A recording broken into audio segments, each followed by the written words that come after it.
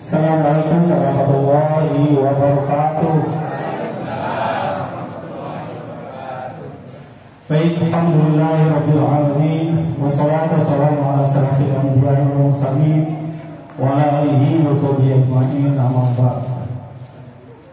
Puji syukur kita panjatkan dari Allah Subhanahu wa taala, hingga saat ini kita masih diberikan kesempatan oleh Allah, terutama pada sehat, kemudian nikmat iman, sehingga kita masih diringankan langkahnya oleh Allah untuk mengisi ibadah kita pada bulan suci Ramadan ini.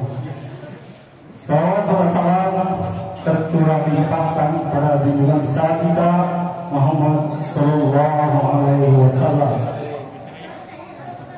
Baik, Bapak Ibu semuanya, izinkan saya sebagai pengacara membacakan agenda acara kita pada malam hari ini. Yang pertama adalah pembukaan, kemudian dilanjutkan pembacaan kitab suci Al-Quran, kemudian sambutan dari Ketua Panitia Ramadan. Acara puncaknya adalah ceramah Nuzul Quran yang akan disampaikan oleh Dr. Kiai Haji Burhan Ahmad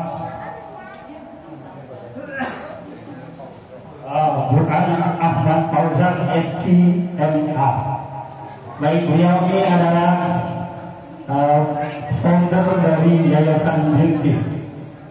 Baik, Bapak Ibu dan hadirin yang kami muliakan, mari kita buka majelis ilmu kita ini dengan membaca basmalah bersama-sama. Bismillahirrahmanirrahim.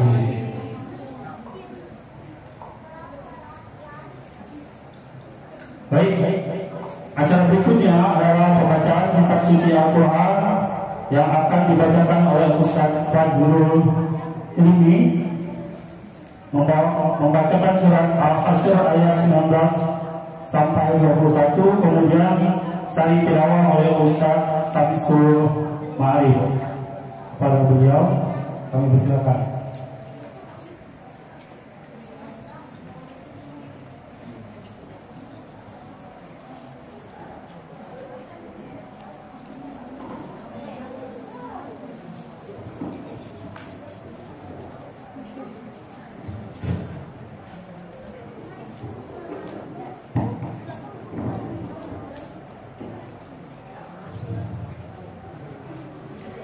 Bismillahirrahmanirrahim. Assalamualaikum warahmatullahi wabarakatuh. Waalaikumsalam. A'udzu billahi minasy syaithanir rajim.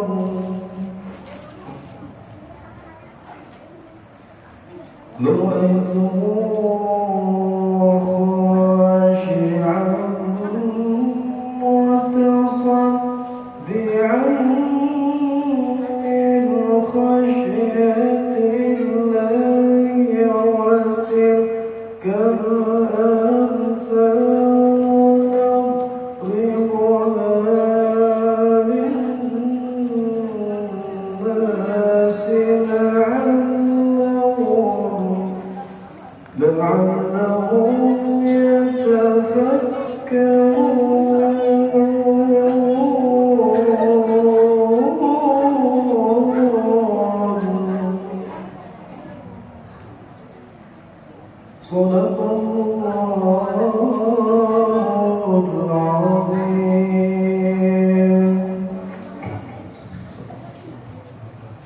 Aku berlindung kepada Allah dari godaan syaitan yang terkutuk dengan menyebut nama Allah yang Maha Pengasih lagi Maha Penyayang. Dan janganlah kamu seperti orang-orang yang lupa kepada Allah sehingga Allah menjadikan mereka lupa akan diri sendiri. Mereka itulah orang-orang fasik. Tidak sama para penghuni neraka dengan para penghuni surga. Para penghuni surga itulah orang-orang yang memperoleh kemenangan. Sekiranya kami turunkan Al-Quran ini kepada sebuah gunung, pasti kamu akan melihatnya tumbuh terpecah belah disebabkan takut kepada Allah. Dan perumpamaan-perumpamaan itu kami buat untuk manusia agar mereka berpikir. Wabillahi taufiq wal hidayah. Wassalamualaikum warahmatullahi wabarakatuh. Waalaikumsalam warahmatullahi wabarakatuh. Sadaqallahul azim. Baik, demikian tadi pembacaan kitab suci Al-Quran surat Al-Hasr yang sudah dibacakan oleh Ustaz Fazrul Hilmi. Semoga apa yang beliau menanyakan Al-Quran bisa kita amalkan dalam kehidupan kita sehari-hari. Baik, menginjak ke acara berikutnya, yaitu sambutan dari Ketua Panitia Ramadan, yaitu Bapak Haji Masdam Mustaqim. Para beliau, silakan.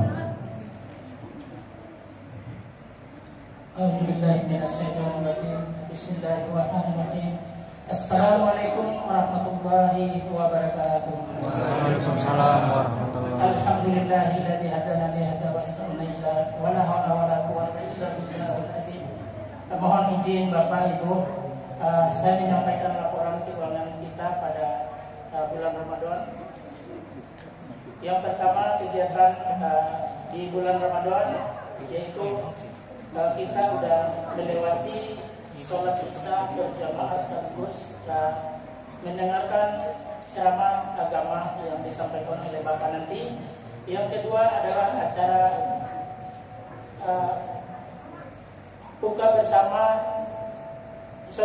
acara bersama yang kedua, pembukaan kotak amal yang pertama senilai 3.113.000. Yang ketiga adalah itikaf, pelaksanaan itikaf tanggal 10 akhir di bulan Ramadan, yaitu di Masjid Rubul Huda, dan siap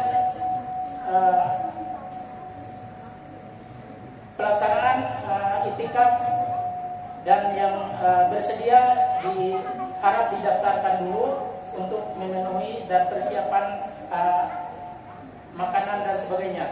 Yang seterusnya, yang keempat adalah penyampaian laporan keuangan tanggal 25 Maret 2024, yaitu sampai saat ini kas 16 juta, pemasukan 16.586.500 rupiah. Kotak amal yang kedua belum kita buka. Yang keenam adalah pengeluaran saat ini 7.300.000 rupiah. Jadi posisi kas adalah 9.276.500 rupiah.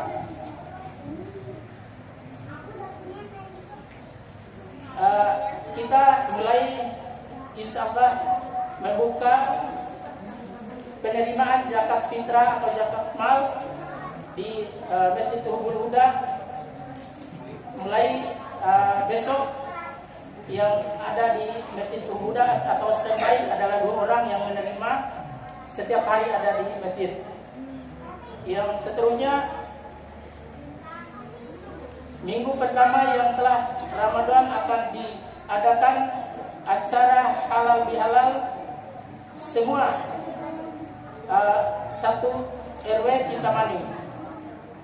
Seterusnya terima kasih kepada ibu-ibu yang bersedia RT 3, RT 4 dan RT 5 yang telah menyumbangkan makanan untuk buka bersama minggu kemarin, dan giliran persiapan minggu tanggal 30 yaitu RT 1 dan RT 2 insyaallah. Yang seterusnya terima kasih kepada Bapak Ibu yang telah berinfak selama di bulan Ramadan ini. Semoga amal ibadahnya dilipat gandakan oleh Allah Subhanahu wa taala. Amin ya rabbal alamin. Ya, lebih kurangnya mohon maaf. Assalamualaikum warahmatullahi wabarakatuh. Terima kasih.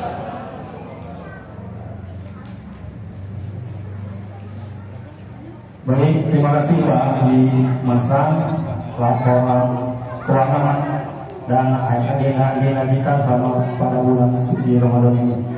Baik, Bapak Ibu, sekarang tibalah kita ke acara puncaknya, yaitu mendengarkan hikmah nuzul Quran yang akan diuraikan oleh Bapak Ustaz Dr. Kiai Haji Burhan Ahmad Fauzan SIMA.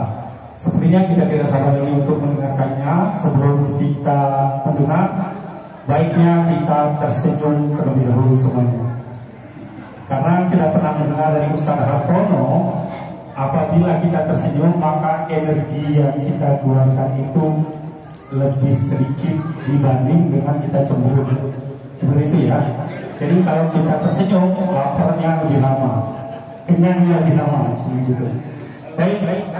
Untuk selanjutnya kami persilakan kepada Ustaz Burhan untuk menyampaikan tausiahnya. Assalamualaikum warahmatullahi wabarakatuh.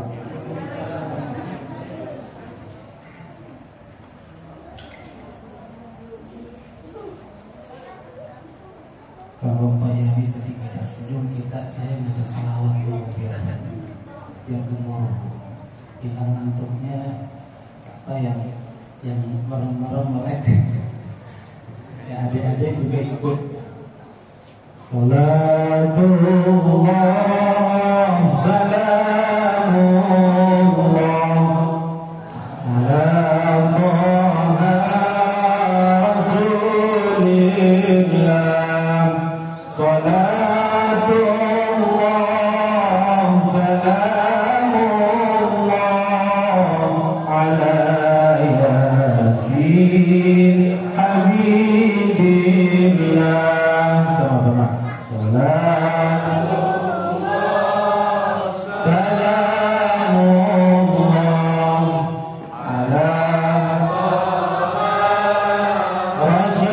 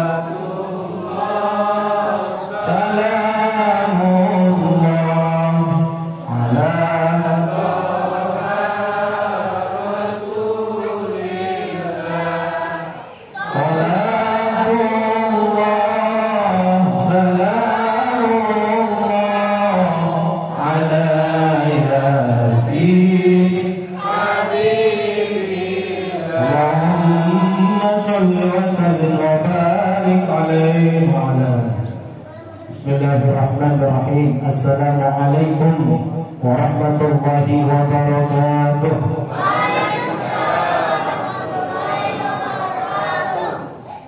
Alhamdulillah, innalhamdalillah nahmaduhu wa nasta'inuhu wa nastaghfiruh wa na'udzu billahi min shururi anfusina wa min sayyiati a'malina. Man yahdihillahu fala mudilla lahu wa man yudlilhu fala hadiya lahu. Asyhadu an la ilaha illallah wahdahu la syarika lah wa asyhadu anna sayyidana wa nabiyyana Muhammadan 'abduhu wa rasuluhu la nabiyya ba'da.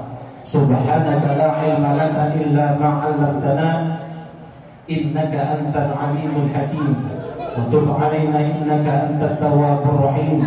Rabbi shrah li sadri wa yassir li amri wa hlul 'uqdatam min lisani yafqahu qawli. Allahumma faqihna fid din wa 'allimna ta'wil. Amin. Bapak Ibu hadirin hadirat, shaimun shaimat, mobil khusus para asatiz, para alim ulama, para guru, tuan guru, para hujjah, para pengurus BKM Masjid Hubbul Huda Klaster Kintamani Villa Dago, para tokoh-tokoh masyarakat, ketua RW, ketua RT, pengurus yayasan, termasuk yang memfasilitasi kita panitia Ramadan tahun 1445 Hijriah tadi. Mobil khusus kepada Pak Yani dan Pak Tenun jadi wasilah saya bisa bersilaturahim dengan keluarga besar jamaah Masjid Hubbul Huda Klaster Kintamani Villa Dago. Mudah-mudahan pertemuan ini dalam nama Allah, dalam ridha Allah, dalam rahmat Allah, dan kita keluar dari sini mudah-mudahan dosa-dosa kita diampuni oleh Allah Subhanahu wa taala. Amin. Ini sudah jam 9 kurang seperempat. Saya waktunya sampai jam berapa? 12 ya. Saya nggak siap. Kemarin yang puasa duluan nuzul Qurannya kemarin. Saya ngisi juga di daerah Rempoa. Itu nuzul Quran. Biasanya yang ngisi apa? Nggak sekaligus imam. Jadi Hubbul Huda nih dapat bonus. Memang ini apa sehari itu bisa ini kadang rata-rata 3, 4. Kita kalau plus imam capeknya juga bukan nggak mau apa tapi alhamdulillah dari sampai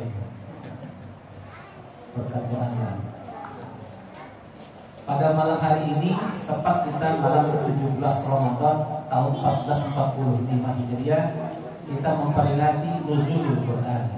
Nuzul artinya nazala yanzilu, nuzul turun. Al-Quran yang turun, kitab suci kita. Pertanyaan klasik. Baru beberapa hari yang lalu juga ada kajian subuh saya isi. Ada yang bertanya. Dalam Quran surah Al-Qadar Allah berfirman, Inna anzalnahu fi lailatul qadar. Sesungguhnya Allah menurunkan Quran itu pada malam Lailatul Qadar. Sementara Lailatul Qadar itu kebanyakan ulama mengatakan di 10 hari terakhir dan malam ganjil. Kenapa kita memperingati nuzul Quran bukan 10 hari terakhir? Betul Pak? Ini udah 10 hari terakhir belum? Belum.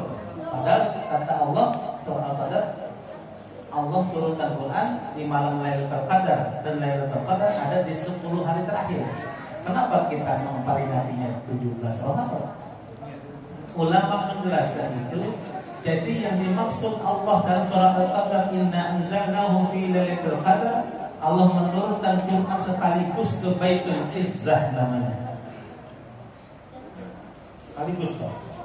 Dari Baitul Izzah lalu secara bertahap Allah turunkan melalui perantara malaikat Jibril alaihi salatu wassalam kepada baginda Nabi sallallahu alaihi wasallam. Nah, surah pertama yang diturunkan 17 Ramadan yaitu surah Al-Alaq. Anak cucu kita dapat apalagi ayat 1 sampai 5. Segumpal darah. Iqra. Berhari-hari baginda Rasulullah sallallahu alaihi wasallam bertahanus menyepi di Gua Hira untuk merenung, memikirkan masyarakatnya. Karena beliau dijaga oleh Allah dari kebiasaan syirik masyarakat jahiliyah saat itu. Beliau tidak percaya terhadap keimanan atau kepercayaan orang-orang jahiliyah saat itu. Bagaimana mungkin berhala yang dibuat mereka lalu mereka sembah sendiri, sementara nyamuk yang gigit mereka yang nempel di tubuh mereka pun mereka tidak bisa usir. Itu yang diantara renungan baginda Nabi. Tapi kenapa jawaban Allah dari renungan Nabi itu pertama perintahnya Iqra. Iqra itu ya sekarang jadi metode belajar baca Quran anak-anak kita Iqra. Dari bahasa Arab hurufnya 3, Qaf, Ra, dan Hamzah, Qara'a. Iqra artinya bukan hanya baca. Dalam bahasa Arab itu Qara'a itu artinya menelaah, mendalami, pelajari, telitilah, analisalah. Bahkan introspeksilah dirimu. Pelajari sejarah tentang dirimu, pelajari tentang sejarah masyarakatmu, kenapa bisa begitu dan seterusnya. Pelajari tentang tanah airmu, pelajari tentang alam semesta ini. Pelajari apapun yang sanggup engkau jangkau dengan panca inderamu. Itu ahli tafsir menjelaskan itu. Makna Iqra itu luas sekali. Bahkan Iqra bukan hanya sebatas yang tertulis yang bisa kita baca dengan mata, tapi juga dengan batin. Iqra bismi rabbikal ladzi khalaq. Oleh karena itu kata-kata baca, perintah baca Allah gandeng dengan kalimat bismi rabbika, dengan nama Tuhan. Kenapa enggak langsung Allah? Ulama tafsir juga menjelaskan konsep Allah saat itu belum dikenal. Tapi kalau Rabb mereka familiar. Maka bismi rabbika, bacalah, analisa dalam diri saudara satu apapun atas nama Tuhan, dengan nama Tuhan. Alladzi khalaq, yang telah menciptakan apa? Khalaqal insana, yang telah menciptakan manusia dari segumpal daging. Baru abad 19 ayat kedua ini atau ketiga ini firman Allah membuktikan dalam kedokteran bahwa manusia itu diciptakan, ya, prosesnya dari sperma bertemu dengan sel telur lalu berubah menjadi segumpal darah. Pada 14 abad lebih Quran Allah sudah bicara dan kasih tahu itu. Manusia bukan ujuk-ujuk trengsip salah berarti, tapi Allah jadikan dia, Allah ciptakan dia berproses dari segumpal darah. Kenapa Allah gandeng kata-kata atau perintah Iqra dengan bismi rabbika? Berapa banyak orang belajar, berapa banyak orang menggunakan akal, berapa banyak orang membaca, menganalisa, mendalami sesuatu, menelaah tanpa diikut sertakan dengan Tuhan, maka akalnya jadi sesat. Ilmu yang didapat pun menyesatkan. Oleh karena itu orang mukmin ini baca sesuatu itu pasti dia sudah sortir harusnya. Yang bermanfaat buat dirinya, bermanfaat buat banyak orang. Bermanfaat buat dirinya di dunia dan orang lain, juga bermanfaat untuk di akhirat kelak. Bacaan-bacaan yang merusak dirinya dan orang lain harusnya orang-orang mukmin jauh-jauh jangan sampai dibaca. Berapa banyak orang tidak beriman kepada Allah, gelar akademiknya panjang, baik di depan namanya atau belakangnya, tapi juga menyesatkan. Ada orang melahirkan nuklir, menemukan nuklir karena bismi rabbikanya tidak diajak, nama Tuhan dan kekuasaan Tuhan tidak diajak, maka nuklir itu digunakan untuk bunuh orang. Ada orang profesor, pakar ekonomi, ahli ekonomi, sangat pakar di bidang ekonomi, tapi Tuhan yang tidak diajak, maka kepakaran yang di bidang ekonomi dia gunakan untuk menipu orang. Betul. Ada nggak? Ada Pak? Di sini ada? Insya Allah ada. Maka orang mukmin Dia berilmu harusnya ilmunya karena Allah. Dia nyari ilmu karena Allah, mendapatkan ilmunya pun ilmu yang diridhoi oleh Allah. Ustaz, emang ada ilmu yang tak diridhoi? Ada. Ilmu nyopet, ilmu sihir, ilmu santet, ada ilmu. Tapi itu yang tidak diridhoi oleh Allah. Bapak Ibu hadirin hadirat sa'imun sa'imah yang kepada Allah SWT. Iqra wa rabbukal akram. Bahkan kalimat atau perintah Iqra itu Allah ulang lagi 2 kali di ayat ini. Iqra wa rabbukal akram, dan Tuhanmu lah yang paling mulia. Tidak ada di bumi ini, tidak ada di alam semesta ini yang kau mulia-muliakan bahkan dirimu sendiri kecuali Allah semata.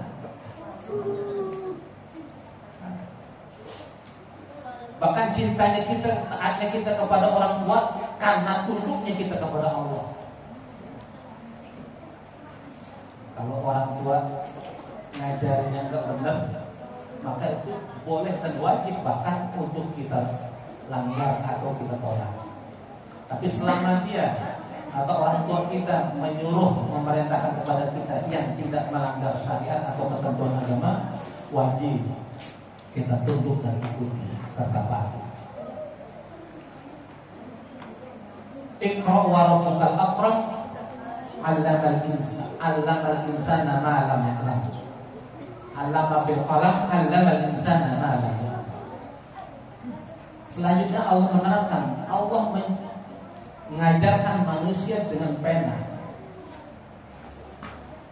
'Allamal insana ma lam ya'lam, juga mengajarkan yang tanpa pena. Artinya Allah mengajarkan sesuatu ilmu kepada manusia yang sudah bisa dibaca manusia maupun yang belum diketahui manusia. Malah di ayat lain Allah mengatakan sesungguhnya manusia itu dilahirkan butuni ummahatikum la ta'lamuna syai'an, enggak tahu apa-apa. Bahkan warna ini kita enggak tahu. Warna merah, warna itu enggak tahu. Tapi mengapa begitu makin dewasa merasa lebih pintar, akhirnya justru makin jauh dari Allah Subhanahu wa taala. Kembali lagi Iqra. 5 ayat yang diturunkan Allah ini, kalau kita dalami tafsirannya luar biasa. Dia menjadi pendobrak peradaban dunia. Bahkan mengalahkan peradaban saat itu yang dulunya orang-orang jahiliyah Arab itu tidak dikenal dalam peta, tidak dikenal dalam peradaban, tapi dengan sebab Iqra, ilmu pengetahuan menyebar di tengah-tengah umat Islam, lalu peradaban saat itu bisa dikalahkan dan ditaklukkan oleh peradaban Islam. Jadi kalau umat Islam pengen jaya, umat Islam pengen sukses, umat Islam pengen lagi jadi pemimpin dunia, budaya Iqra itu harus kita kampanyekan lagi. Sekarang apalagi Indonesia, menurut penelitian bangsa kita itu sangat malas baca. Betul Pak? Dinasihatin ogah, pengennya nasihatin. Bahkan di WA saja belum dibaca udah di-post lagi, udah di-reshare lagi. Dia belum baca, apalagi paham. Buka IG, buka YouTube, belum semuanya didengar udah komen. Itu kebanyakan. Maka melalui peringatan nuzulul Quran, kita membaca mentadabbur surah Al-Alaq ayat 1 sampai 5 yang diturunkan Allah pertama kali di Gua Hira. Iqra, kembali Pak baca. Didik anak-anak kita, biasakan baca, bukan main. Ibu-ibu yang masak, ya berikan buku bacaan, jangan handphone. Jadi malas baca, main handphone 2 jam, main game. Akhirnya daya kritis anak kita sekarang maunya apa-apa disuapin. Karena ibu-ibu itu kan simpel. Anak kalau dikasih handphone dia masak atau berdiri kan anteng, biar anteng misalnya. Padahal itu tidak melatih daya kritis dari nalar anak. Jadi sehingga apa-apa kadang nunggu komando, nunggu disuruh, nunggu instruksi dari orang tua atau orang. Dari sini juga para ahli pendidikan menarik hikmah. Tadi kita bicara tentang hikmah nuzul. Dari ayat 1 sampai 5 ini, maka lahirlah metodologi mengajar yang jadi guru, yang jadi dosen, yang jadi bahkan termasuk orang tua, karena orang tua tidak terlepas dari praktek atau aktivitas mengajar pada anak. Metodologi ngajarnya ada dari surah Al-Alaq 1 sampai 5. Pertama, kalau mau dapat ilmu, baca. Kalau di dua akademik Pak, kita nulis karya ilmiah, yaitu S1 itu minimal 200 referensi, S2. Kalau S3 itu sampai 400 referensi tim disertasi. Jadi itu memang disuruh banyak baca. Jangan kita ngutip orang atau reposting tulisan orang, tapi kita nggak baca. Karena nggak baca nggak paham. Tapi itu sudah kutip atau kita sudah sadar. Yang kedua, karena kata-kata ikrar diulang oleh Allah 2 kali, ayat 1 sampai 5 tadi, maka metode untuk mendapatkan ilmu pengetahuan yang mantap harus diulang-ulang. Termasuk hafal Quran, namanya biasanya murojaah. Tidak ada libur bagi penghafal Quran. Dia ngapain pun, dia berlibur ke pantai, ke puncak, kemana, pulang kampung, naik kereta, naik pesawat, naik motor, murojaah. Karena kalau orang yang hafal Quran bagus, itu Quran seakan-akan udah di depan dia, sebelah kanan enggak. Cuman nih anak Ustaz Hadi Hidayat cerita, kesannya hebat. Ya, bisa baca, tahu yang kanan yang kiri. Sebenarnya itu semua penghafal Quran begitu. Bahkan kita bisa koreksi diri kita sendiri, kayaknya ada yang kurang. Itu setiap halaman 15 baris. Kalau kita baca kurang 1 baris, kayaknya ada yang lupa. Saya pun tahu gitu. Ada yang lupa nanti kurang.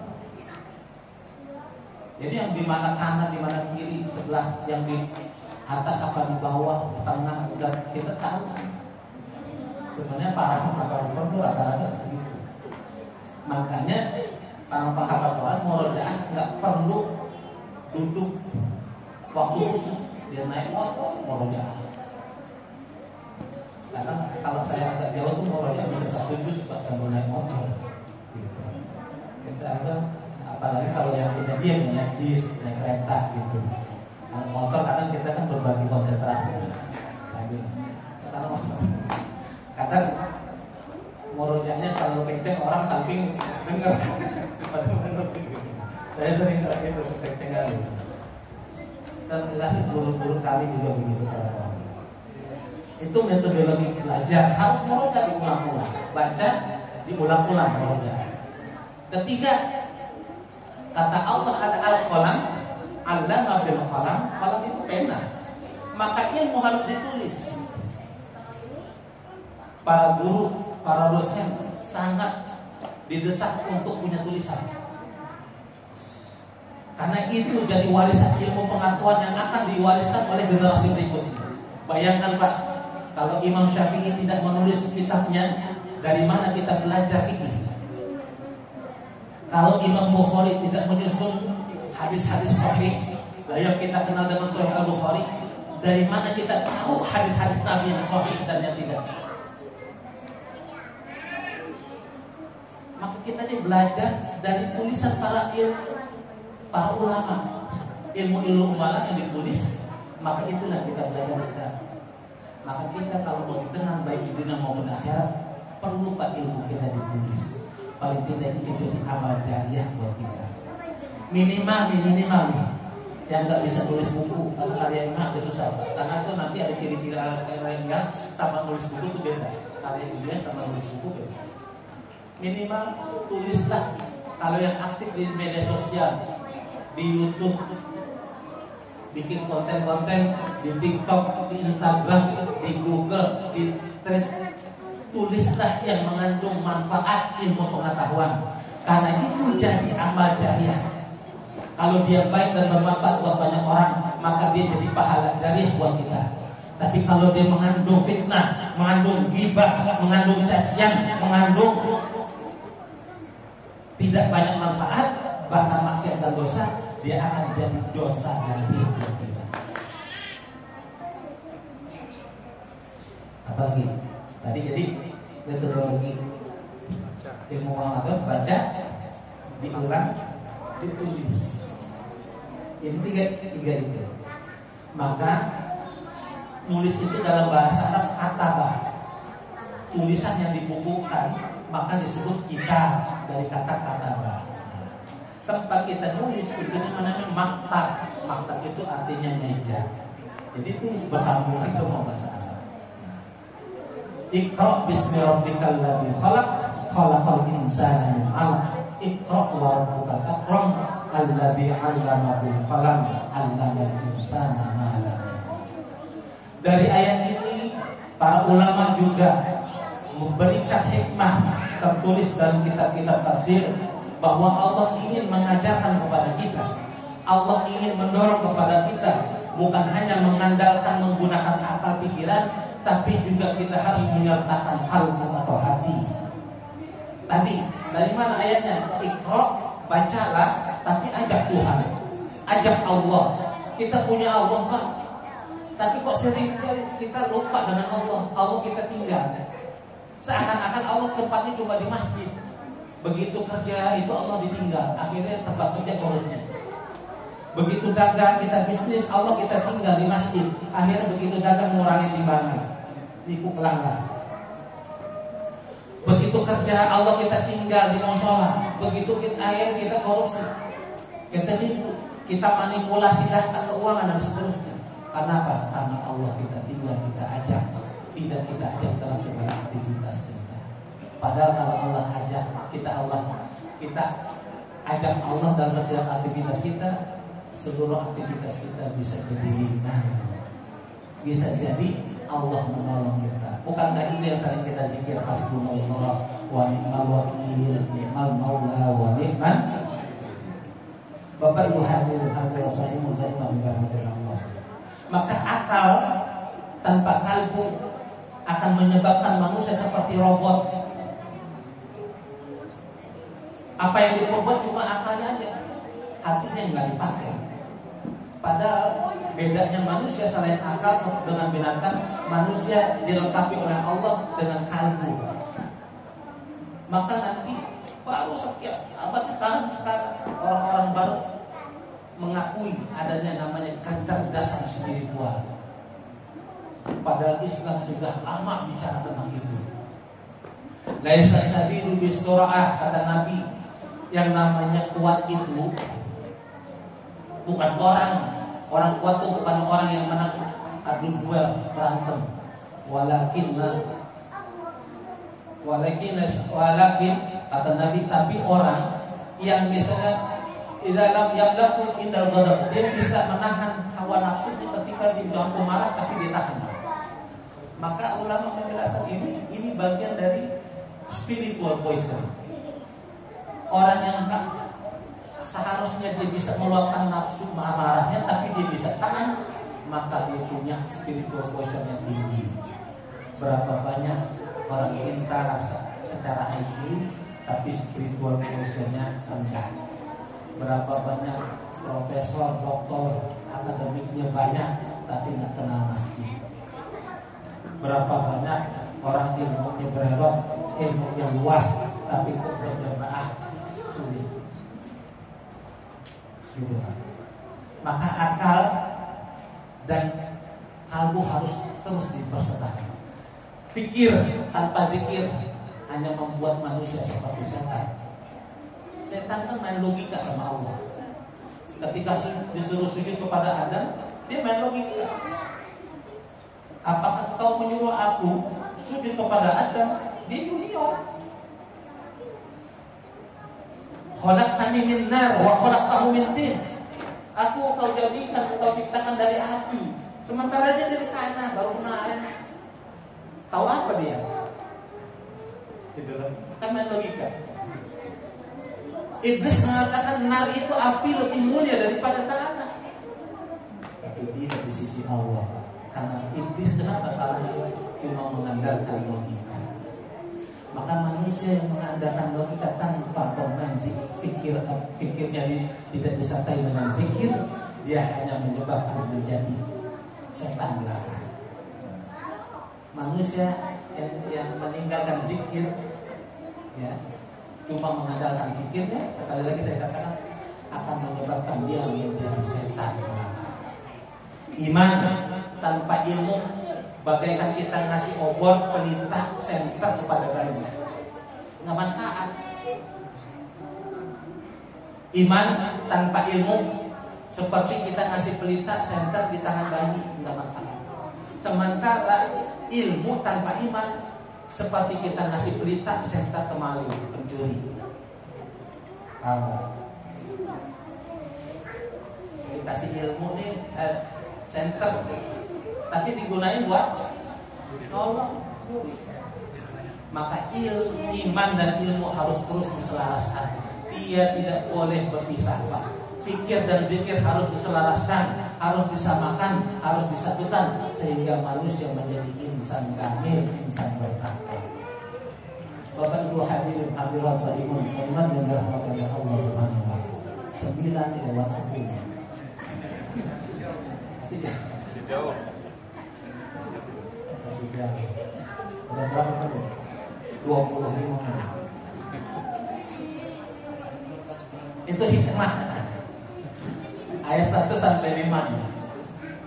Dari situ setelah Rasulullah mendapat risalah nubuwah secara sah, mulailah peradaban, pergerakan.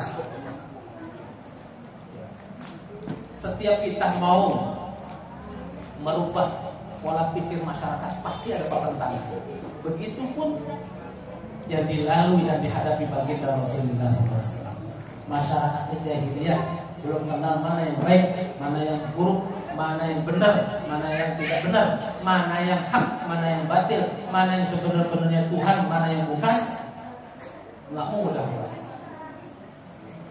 Begitupun nanti di sini ada yang mau merubah kebiasaan buruk masyarakat, pasti dapat pertentangan. Itu pasti. Udah sunatullah. Maka kalau orang-orang yang ulama-ulama yang dia pewaris Nabi secara ilmu, maka juga jangan salah nanti, jangan lupa dia juga akan mewarisi hadangan, rintangan yang pernah dihadapi baginda Nabi. Jadi kalau ulama takut miskin, ulama takut dianiaya, ulama takut dikucilkan, ulama takut dipenjara, ulama takut nggak dikenal, ulama takut nanti nggak dapat jamaah. Ini jangan-jangan ulama-ulama,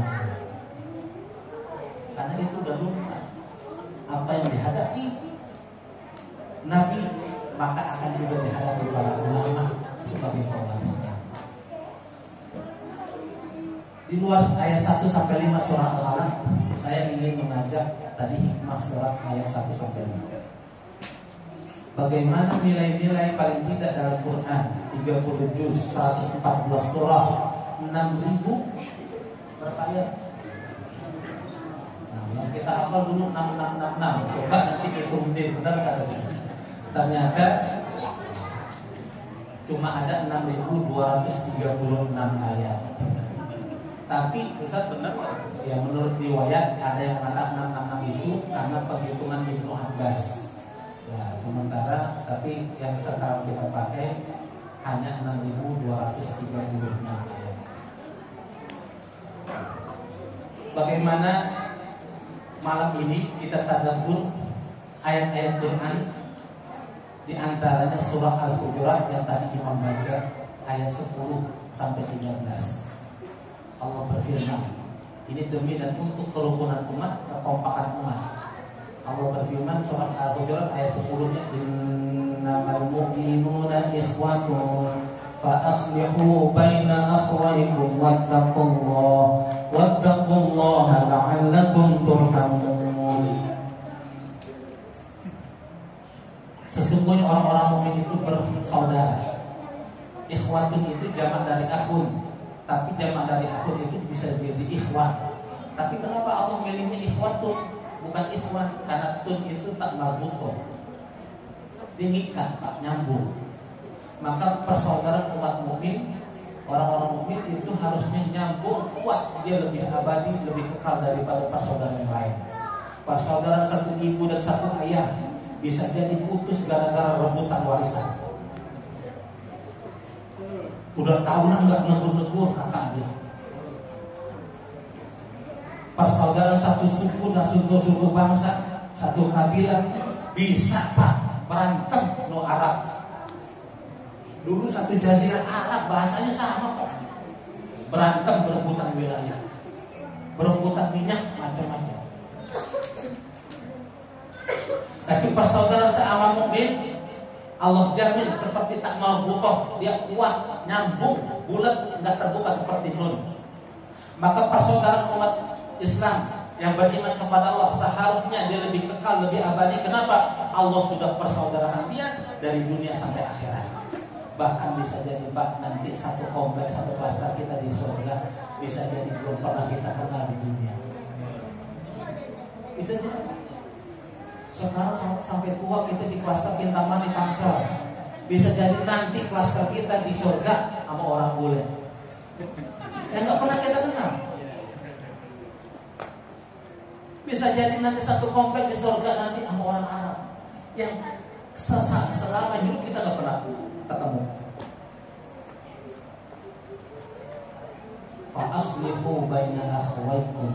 Maka ketika Allah sudah persaudarakan kalian, kalau di antara dua kalian ada yang ribut, ada yang berselisih, ada yang punya masalah, damaikan mereka. Jangan lihat saudara malah tepuk tangan, malah komporin. Nggak boleh. Fa aslihu baina akhwaikum. Kalau ada saudara tetangga ribut, jangan dikompor. Iya jangan orang begitu cak. Ayo ngomong begitu dia. Makin panas. Fa aslihu baina akhwaikum wattaqullah. Takwalah, takutlah, patuhlah kepada Allah, la'allakum turhamun, agar kalian semuanya dapat rahmat kasih sayang dari Allah. Ittaqullah. Kenapa orang beriman kok disuruh takwa lagi? Karena banyak orang beriman tapi gak bertakwa. Berapa banyak orang ngaku iman Islam agamanya tapi gak mau pakai aturan Allah, gak mau tunduk dengan hukum Allah. Bahkan dia bukan itu ayat Quran. Kalau perlu di otak-atik mana yang bakal dipakai, mana yang enggak. Nauzubillah. Apalagi di akhir zaman. Ayat 11-nya, ya ayyuhalladzina amanu la yaskhar qaumun min qaumin 'asa ay yakunu khairan minhum wa la nisa'un min nisa'in 'asa ay yakunna khairan minhum. Yang laki maupun perempuan jangan saling merendahkan orang. Rendah itu dalam artian fisiknya, kekayaannya. Mobil 500 juta aja belakang. Jabatannya yang habis. Ini banyak ya. Bisa jadi Pak, orang yang kita hina, yang kita rendahkan itu di sisi Allah lebih baik dibandingkan kita. Seringkali kita melihat fisik, penampilan, lalu kita rendahkan orang. La tahtakir man dunaka falikul li syai'in maziyah. Kata ulama, jangan rendahkan orang, jangan menghina orang, karena setiap orang punya kelebihan. Setiap orang punya keistimewaan. Termasuk nih ormas Islam banyak banget Pak. Jangan merasa ormas satu lebih baik daripada ormas yang lain, lalu ego menang-menangan. Ini yang merusak kerukunan umat Islam.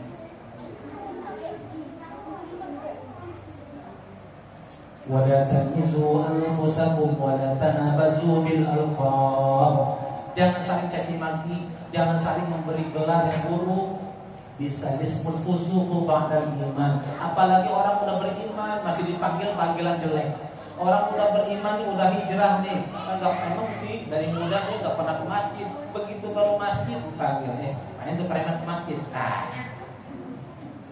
Orang udah mau tobat di Ramadan ini, orang udah mau hijrah di Ramadan ini, gara-gara mulut kita dia gak jadi. Berarti kita setan.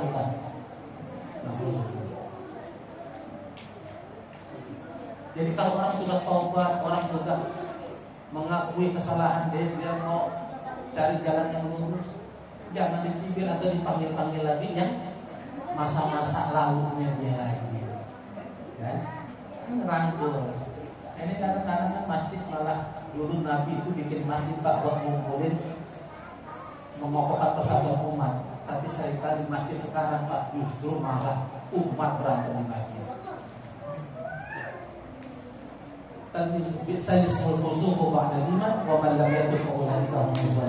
Siapa orang yang tidak mengakui lalu tidak bertobat atas salah-salah mereka tadi, mereka itulah orang-orang yang zalim, kata Allah. Ya ayyuhalladzina amanu ijtanibu katsiran minadh-dhann, ayat 12. Wahai orang-orang beriman, ya Allah panggil lagi nih, kita berpuasa dipanggil di orang-orang beriman juga. Allah panggil lagi ayat 12. Wahai orang-orang beriman, ijtanibu katsiran minadh-dhann, jauhi prasangka buruk. Kadang sama saudaranya Assalamualaikum, pernah gitu dia, ngapain ngomong untuk udah suuzon aja Pak ya. Padahal justru malah dia mau ngasih apa gitu kan, proyek gitu. Inna ba'dadh-dhanni itsm, kata Allah sesungguhnya sebagian buruk sangka itu dosa, zalim, keji, aniaya. Wala tajassasu, jangan nyari-nyari kesalahan orang. Kalau dicari-cari buat setiap orang punya salah. Coba tunjuk tangan, siapa di sini yang enggak punya salah? Enggak ada. Bahkan kata Nabi, kullu bani Adam khata'un, setiap anak cucu Adam itu punya salah, tempatnya salah. Wa khairul khata'in at-tawwabun, tapi sebaik-baik orang punya salah dia bertobat, tidak mau mengulangi lagi atas kesalahannya. Berarti orang yang taubat itu punya salah enggak? Punya salah. Orang yang baik itu adalah punya salah enggak? Punya salah. Karena manusia tempatnya salah. Wala yatab ba'dukum ba'du, jangan gibahin orang, Bu. Pak, ini sholat yang mulai tarawih, puasa jam 3 sahur, begitu jam 8 ke tukang saya udah gibahin orang. Aduh. Bu, mudah-mudahan di hati kita nggak ada. Selalu nggak ada ya? Nggak ada. Husnuzon. Ya. Atau sekarang nggak keluar rumah, ya jam 7 pagi nontonnya gosip. Ini Ramadan ini bulannya Quran, Ramadan ini bulannya Qiyamul Lail, Ramadan ini bulannya sedekah, Ramadan ini bulannya zikir, Ramadan ini bulannya silaturahim. Bukan Ramadan ini bulannya hari-hari. Kita sahur nunggu sampai nunggu nolong lawak hari-hari. Buka puasa nontonnya lawak. Padahal kita sering lupa Pak. Di Ramadan ini waktu paling mustajab ketika ibu sedang buka doa. Tapi kita sering lupa nonton TV. Ramadan ini kenapa jadi bulannya gosip? Kenapa jadi bulannya kuis? Kenapa jadi bulannya gosip? Kenapa jadi bulannya sinetron? Dari pagi sampai siang sinetron, dari siang sampai sore sinetron. Kapan zikirnya? Wala yataba'ukum ba'dhum ayuhibba ahadukum ayyakula lahma akhihi maitan fakarihtumu. Apakah kau suka, kata Allah, engkau memakan bangkai saudaramu yang telah mati? Jadi orang yang ghibah, yang sering ceritain teman-temannya saudaranya itu, sementara dia nggak tahu, itu Allah analogikan, Allah kiaskan, Allah umpamakan dia seakan-akan sedang makan daging bangkai saudaranya. Kalau ditanya di sini Pak Bu, mungkin tidak ada yang pernah makan babi. Betul. Tapi ini saya belum yakin apakah sudah pernah dulu makan daging saudaranya. Ghibah. Maka kata Allah, ghibah itu seakan-akan kita makan daging bangkai saudara kita. Kenapa? Dia nggak tahu kita ceritanya, dia nggak bisa klarifikasi, nggak bisa jawab apa yang kita omongin, nggak bisa ngasih penjelasan. Maka kita ngomongin di belakangnya. Atadrun nama ghibah, kata Nabi, kalian tahu nggak apa itu ghibah? Kata Nabi, zikruka akhaka bima ya'rahu, kau mengucap-ucap, nyebut-nyebut yang saudaramu nggak apa senang. Walaupun itu betul. Kalau betul, betul. Kalau yang nggak betul, dia ngomong fitnah namanya. Bukan gibah. Fakarihtumu, pasti kalian mau disuruh makan bangkai nggak mau, jijik, bau.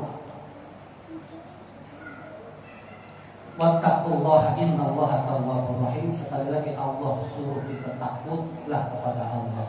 Artinya janganlah perbuat perilaku seperti itu. Innallaha tawwabur rahim. Kalau kalian mau taubat, Allah Tuhan Maha Penerima taubat. Berapapun banyaknya dosa kita masih ada telah lalu lupa. Kalau kita datang kepada Allah, Allah pasti ampuni dosa-dosa kita. Maka ahli maksiat jangan pesimis, datanglah bertobat di bulan Ramadan ini kepada Allah. Insya Allah dosa-dosa kita akan diampuni oleh Allah. Ahli ibadah jangan sombong dengan ibadahmu, karena bisa jadi itu adalah khotimah gara-gara engkau sombong atas ibadahmu. Orang yang sering ke masjid, orang yang sering zikir, orang yang sering ngaji, jangan sombong, mencibir, merendahkan orang yang tidak pernah ngaji. Banyak orang ngaji bu, suul khotimah. Kenapa? Dia ngaji di masjid, dicikap, tapi di masjid dia nongkrong, duduk sambil gibahin orang. Sementara yang ahli maksiat, begitu dia malam dibangun, dia taubat, sholat taubat, mengucur, mengalir deras air matanya, terima taubatnya, subuh dia wafat, suul khotimah. Sementara ahli ibadah yang sombong dengan keibadahannya, tetap dada lalu dia mati dalam kesombongan ibadahnya, dia mati dalam keadaan suul khotimah. Nauzubillah min. Maka saudara kita, anak kita yang belum doyan ngaji di masjid, kita doain, kita dakwahin. Ustaz berat udah berapa kali, itulah dakwah. Kalau enteng gampang. Nabi nggak perlu 23 tahun dakwah. Karena dakwah itu berat, maka sedikit orang yang mau dakwah. Ayat ke-14. Ya ayuhan nasu inna khalaqnakum min dzakarin wa unsa. Wahai manusia, sesungguhnya kalian diciptakan Allah dari laki dan perempuan. Jadi tidak ada yang setengah laki, tidak ada yang setengah perempuan. Ini bangkunya goyang. Soalnya nggak ada sender. Jadi kalau ada orang ngomong, ya ada LGBT, bahwa di Quran ada LGBT, salah. Mau dia 13 tahun di Mesir, dia hafal ribuan hadis, kalau dia bisa bahasa was-was, atau 20 tahun di Madinah dan Arab, lalu mengatakan LGBT ada, dibolehkan dalam Quran, maka dia sesat, wajib untuk tidak diikuti. Nah, maka sering ngomong bu, jangan dengarkan orang mau dia gelarnya ustaz, dipanggil kiai, dipanggil habib. Kalau omongan itu makin menjauhkan kita kepada Allah, maka ibu wajib jauh darinya. Tapi walaupun itu tukang sapu di komplek sini, tukang sayur, langganan ibu, kalau omongannya baik-baik bu, yang makin mendekatkan kita kepada Allah, makin kita semangat untuk tadabbur Quran. Jangan-jangan dia wali Allah yang cuma statusnya status tukang sayur dan tukang sapu. Berapa banyak kalau kita cerita-cerita wali Allah, status sosialnya rendah.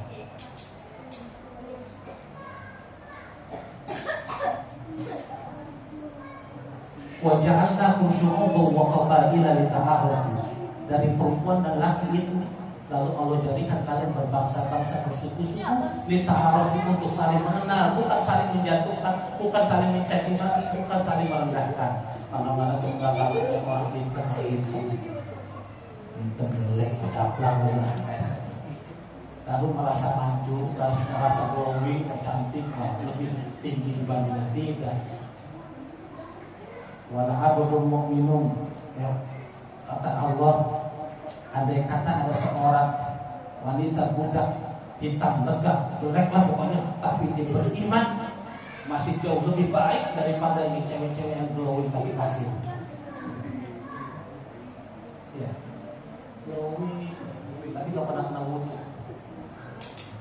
karena skincare terus.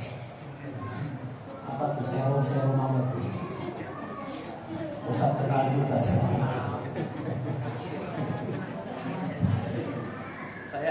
Saya ada makan dokter kecantikan. Jadi ada yang juga saya. Lita'arafu sa'aluna inna akramakum indallahi atqakum. Kalaupun Allah akan menilai kalian di sisi Allah yang paling mulia adalah orang yang paling bertakwa. Bukan dilihat dari status sosialnya, bukan dilihat dari warna kulitnya, bukan dilihat dari suku bangsanya, tapi ketakwaannya. Kalau status sosialnya walaupun di tukang sapu tidak jauh lebih rendah daripada manajer bahkan presiden sekalipun.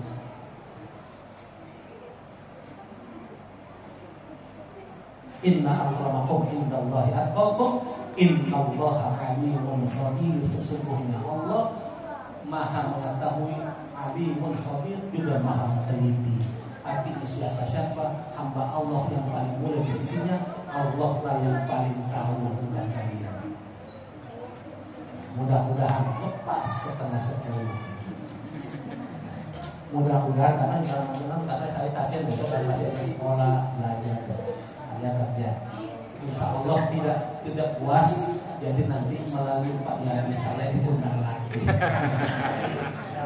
Karena ngaji Quran itu bayangkan 30 juz, 114 surah. Emang mau habisin satu malam tak apa-apa.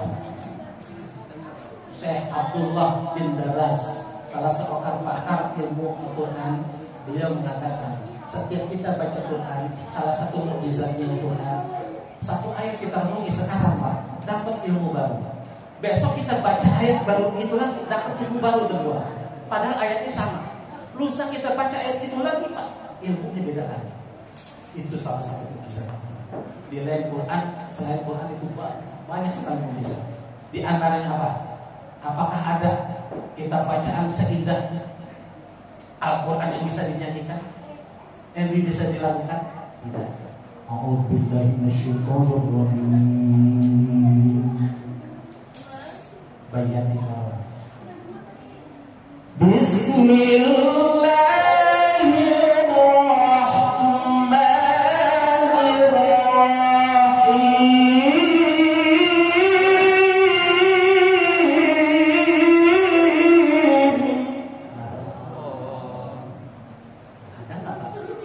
Kitab lain seperti itu Quran. Adakah kitab suci yang dihafalkan dari anak kecil sampai orang dewasa?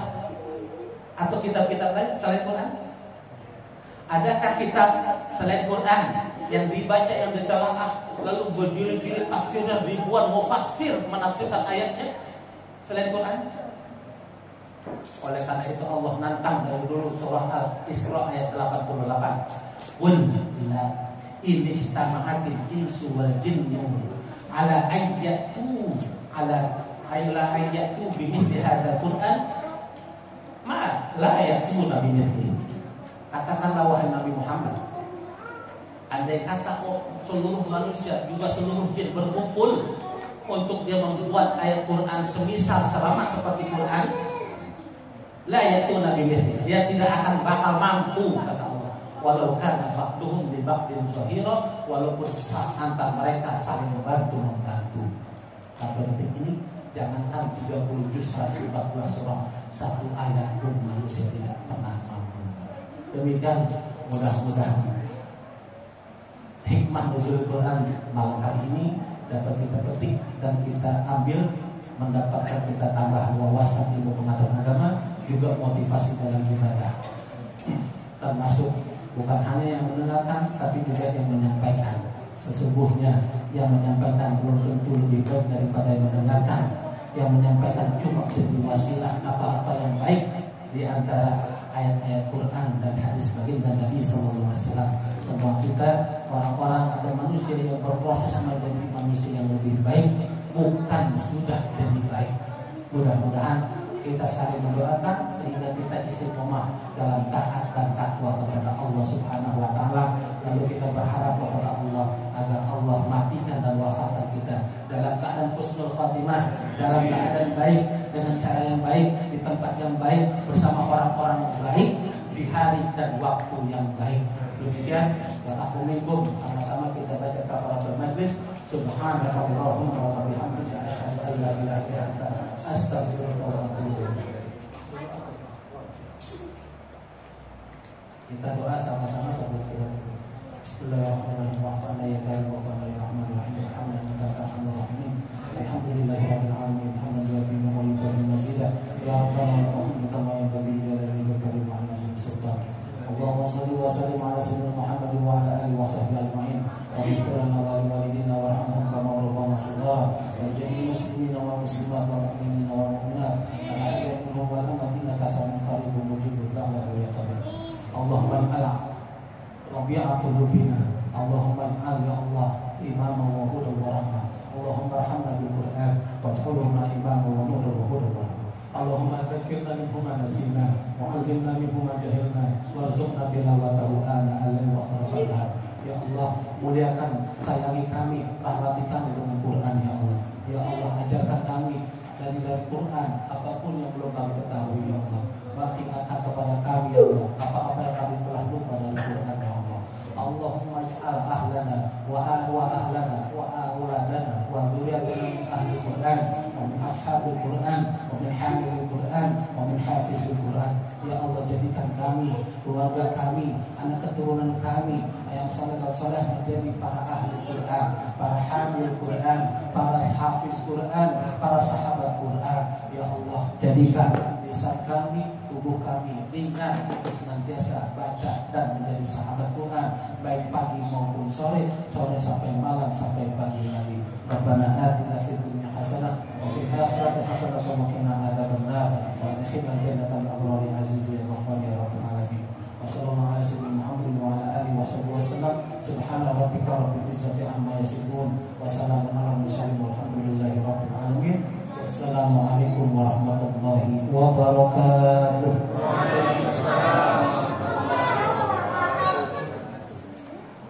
Baik, terima kasih banyak Ustaz atas segala pencerahannya pada malam hari ini.